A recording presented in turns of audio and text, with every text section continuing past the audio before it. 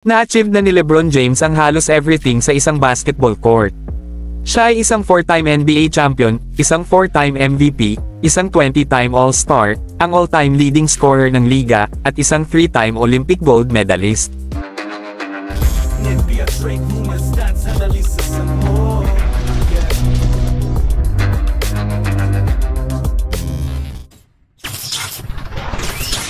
Siya pa nga ang oldest na player currently in the NBA.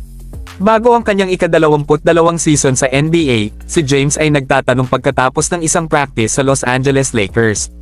Tinanong siya ng isang reporter if he had anything left to accomplish on the basketball court. Sa 24-25 season, si James at ang kanyang panganay na anak na si Bronny ay gagawa ng kasaysayan sa pagiging kauna-unahang father-son tandem na naglaro sa liga ng sabay-sabay. Tila iyon na ang huling achievement sa checklist ni LeBron, at nilinaw niya na higit siyang nasisiyahan sa kanyang nagawa mula nang pumasok sa liga noong 2003.